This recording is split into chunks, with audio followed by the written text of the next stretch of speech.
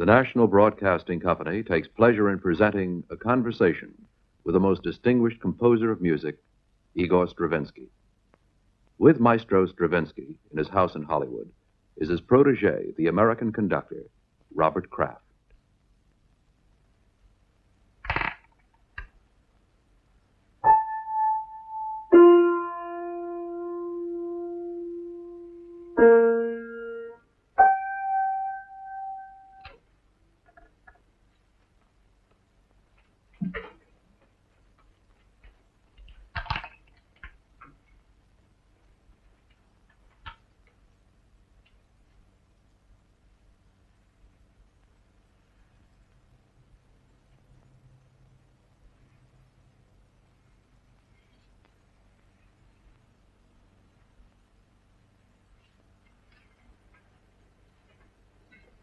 Bob, are you there? Yes. Come in. Sit down. I want to show you something. Will you play these two last measures? Play these three parts. I play the three lower parts of the horns.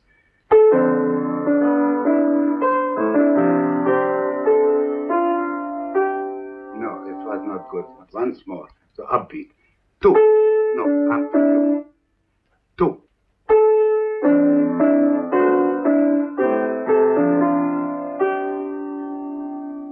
That's just the end. Two trumpets and horns. I want to see with you the connection between this part and the next, which is a pas de quatre. And 30 seconds. Here are the intervals.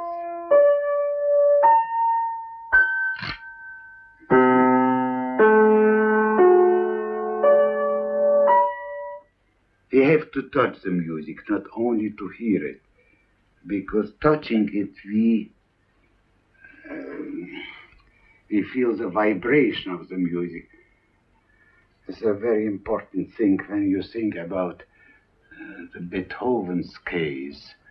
You remember when Beethoven was absolutely deaf?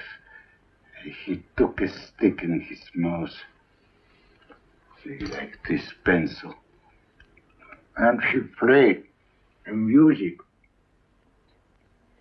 touching the stand to have the vibrations, because he needed to enjoy the vibrations. Otherwise, the music was an abstract matter for him. And this is what he didn't want. And do your ideas always occur to you at the piano? Mostly on the piano. You know, mostly when I touch the instrument, when I am looking for some distance of my fingers, which correspond to intervals, and these intervals are really musical ideas. Well, then there's chance involved. Of course, sometimes chance, and sometimes by will. And we have not to despise the will. The will is a very important thing. I also think about Beethoven and his sketches, which today everybody knows. What he did by will. It's also, an element of creation. Yeah, I think we have enough of all this. And you are conducting a gun in 2 days, and we have to see some sketches in the score of Agon. I think that's in the other room. Let's go there. Born of aristocratic Russian parents, Stravinsky soon moved to Western Europe, where he lived for 30 years. In 1945, he became a U.S. citizen. For half a century, Stravinsky's musical explorations have dominated modern music. His nearly 100 works, Ballets, symphonies, religious music, even jazz have often outraged audiences at first hearing. Undaunted, Stravinsky has continued a rigorous schedule of daily composition. His wife says, "In this house there are no holidays, always work." The 5/8 are composed here, 2 and 3 and 3 and 2. I want to show you it in the big score. Open me, please, the conductor score. Here it is. You will see. You see, the flutes, for example, they play as you will conduct, 2 and 3. 2 and 3. 3 and 2. And the trumpets are just the contrary. 2, 3. 3, 2, and so on. But don't pay attention to it. That's a flute which counts here. And you see, it's much more clear in my sketches, in my composer score. And your imagination is absolutely clear when you play the piano, the sonority that you will hear in the orchestra. I got with the practice of things the habit to hear as I want. Yes. The same note I hear it trumpet as I hear it violin. You know, it depends on my imagination. It's difficult to talk about the imagination, but one can talk about craftsmanship. Perhaps you could say something about craftsmanship. Yeah, craftsmanship reminds me a very important word, homo faber, as opposed to homo sapiens. Homo faber, the man who makes things. And the things to be made, we must invent them.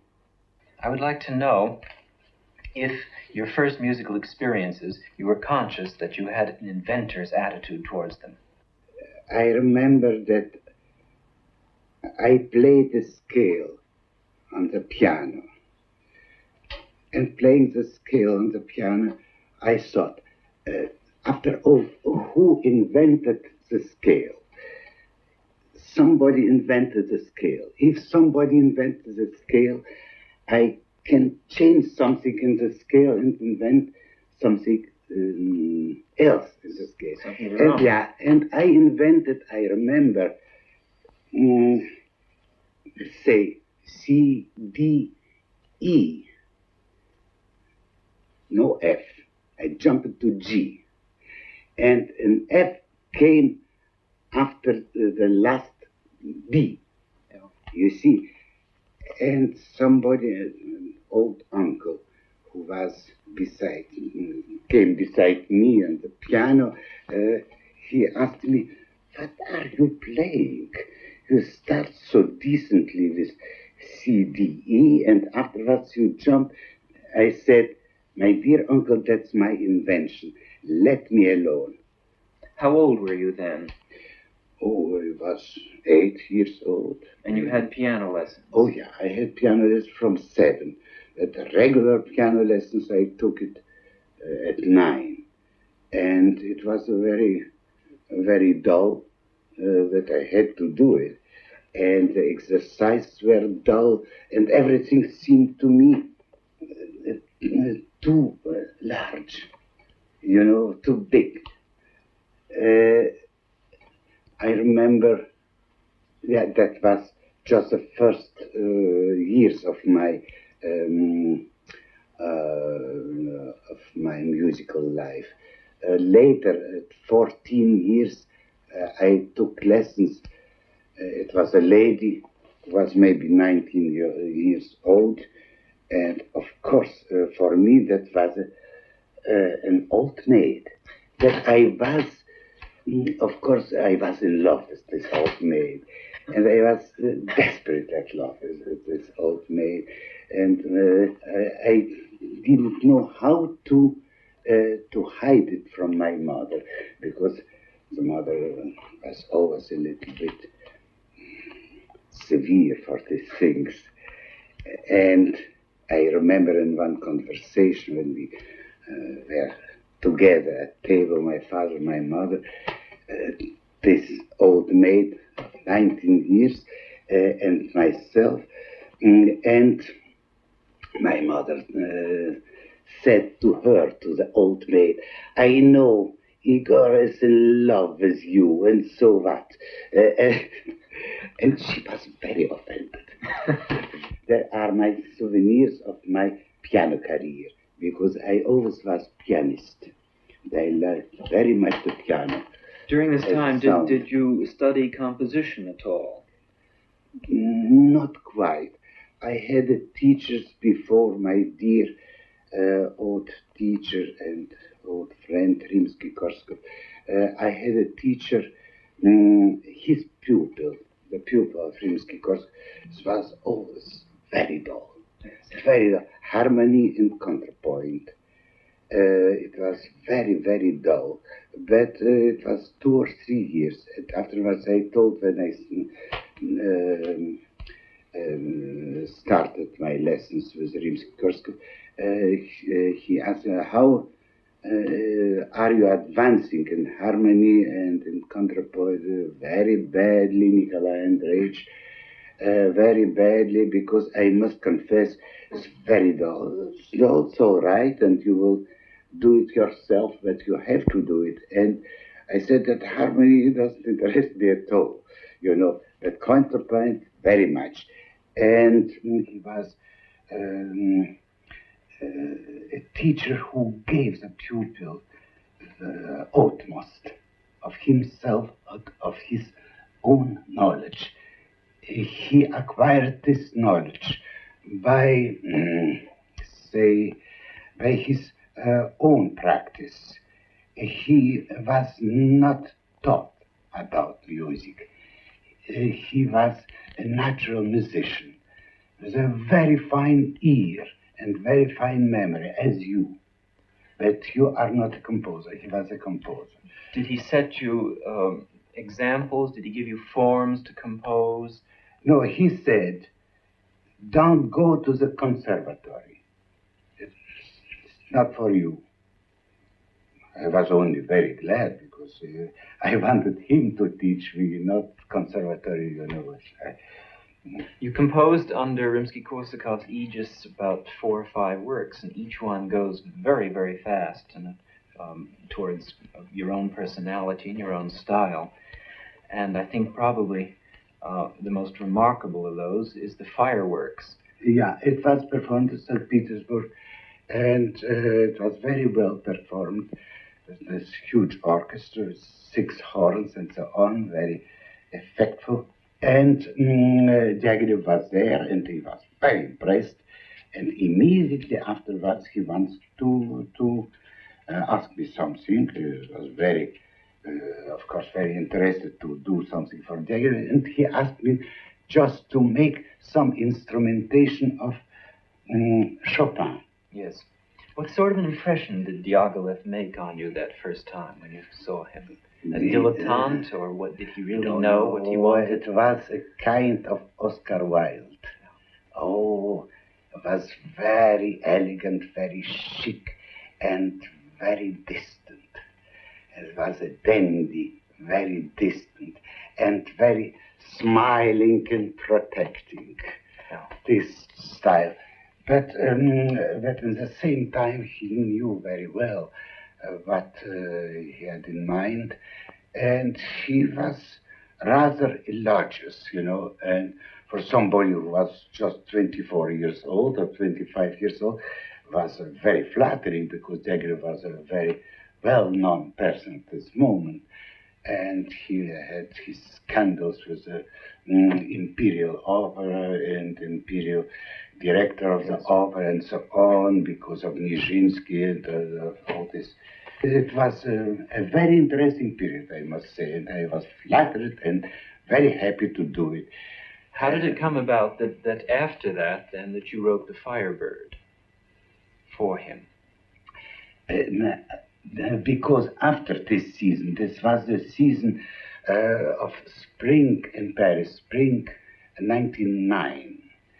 And immediately when he came back, he wanted to see me, and to make the season 1910. And for 1910, he commissioned me the Firebird. Petrushka followed the Firebird, and the Sacre du Printemps, the Rite of Spring, followed Petrushka. And they were probably the most notorious musical events of the early part of the century. And I'm sure Diaghilev was pleased, especially with the publicity about the scandal of the Rite of Spring. Yeah, he was very pleased indeed. But he was not so much pleased by something that happened a year later. It was the same Sacre du Printemps at the concert. In Paris also. Monteux conducted it. It was such a triumph. You cannot imagine.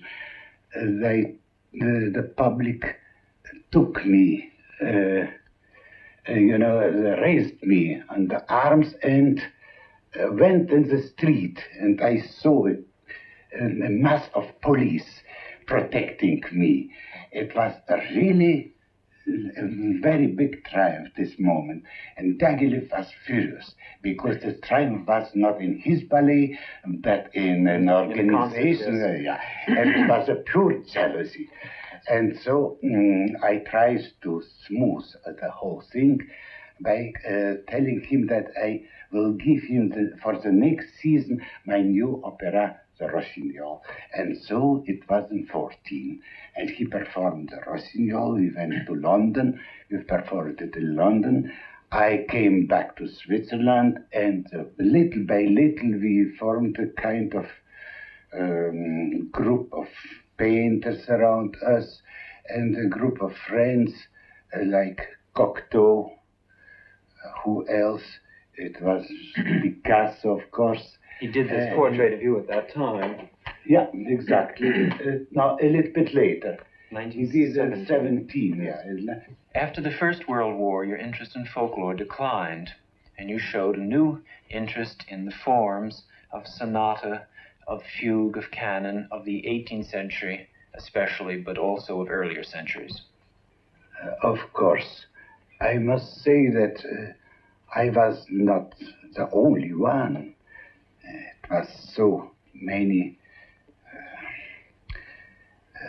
composers that did the same. In the old time, in our time, for example, Schoenberg did the same with his symphonic music, and Webern also. So I went on, and I composed something which has a much more importance than the people think about it. That's Apollo Miserere. Apollo is composed, as everybody knows, for a string orchestra, very classical dance form, suite of dances, and I think always about Apollo as a beginning of something new in my music. Something new, that the technique was new. The technique was new. I didn't invent special forms. I followed the forms of all the composers, as Beethoven followed the forms of his predecessors. But you've been working in this direction ever since. But today, and more recently, there is a new principle has come into your use of these forms. And would you care to say something about that? It seems to me that it's much more concentrated, and it has a different dimension in harmony. People are baffled by it, who are used to hearing just chords and with which they're familiar. Yeah, it is because my music of today is so much based on the new musical technology. We use the technology as a material for our musical art, as the poets use, say, words for their art. James Joyce did it, yes, and I do it in my way. I'm sure that I read somewhere in in the Crow Dictionary, I think. They compared my music with the poetry and with the writing of James Joyce. And in this sense, it's true. It's, because it has another meaning that just, what should I say, the sentimental meaning. Yes. Ask me another question now. Do these same principles of form continue to guide your more recent music? For example, the piece you wrote for Dylan Thomas. The piece I composed for Dylan Thomas was not intended first when I thought about Dylan Thomas. I wanted to compose with him an opera. And I waited him here, where we had to sketch this libretto for this opera. And he was in New York, I waited him here. And I received a telegram that he was dead in New York. So, no more opera. It was only the regret of knowing somebody which was a wonderful poet.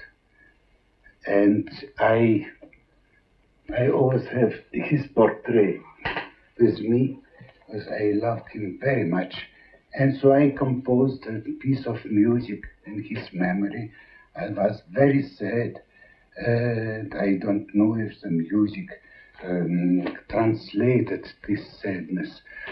But what I know, that I composed this music in a certain style.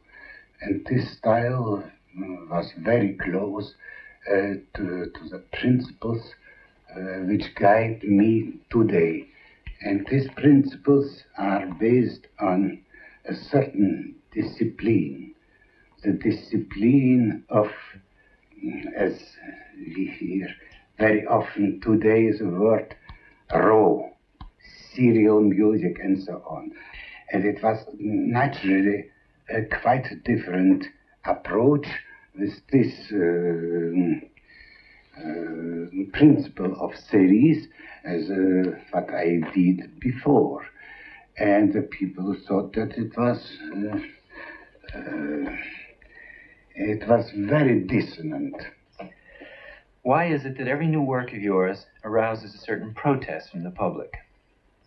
It's very simple. The answer is very simple. Each time I have new problems, and these new problems require new approach on my part. And the public has some habits already, has some familiarities with my old works, and they don't know if it is just a bad work of mine or a new approach. The idea of new approach, of a new problem doesn't come to their mind. So you're ahead of the public. It's inevitable. I am not guilty. Yes. And what about the performances of your new works? You yourself very often like to conduct them. I am conducting it for different reasons. First of all, I am myself a son of a big interpreter. My father was a very big and very famous artist in his time, as Shalapin was after him. And he has a very strong dramatic talent. And this talent, I feel it in myself. Yes. It's nothing doing with the music, but something to doing with the performance. Yes. And I know, and I have practiced enough to convince public when the regular conductor cannot do it. And very often the conductor's furious that I take, the baton, or without even baton. I conduct my works. They consider it as a competition. Yes. What should I do? And the other reason is that that's earning. as a very serious earning, much more serious than my own music. Yes, you mean you earn much more as a conductor than as a composer? Of course, composer. everybody. What earns Chopin and what earns Rubinstein with Chopin? That's, Rubinstein is my friend, and my good friend is not to speak badly about him, but it is just a fact. Yes. And so I continue to conduct till my very old age, if I live more, as I feel strong enough to do it, and I enjoy to do it, because I can give the public much more than the other people who speaks after me. You feel then that all composers should be performers. They should have some contact with Absolutely pertinent question. I find that all composers must conduct. And they must conduct not only for the public, but for themselves, to know how to write music. When you know how to conduct, you will better write music. There are many definitions of music. Do you happen to have a special one of your own? My definition is always the same. Music is an organization of tones, an act of human mind. And at that propos, I remember a phrase of the great philosopher Schopenhauer, who spoke in the same terms about music. I put even down his phrase. And the musical tones inhabit and form a universe of their own, in which the human mind has created the materials and reduced them to order. That's a very remarkable thing.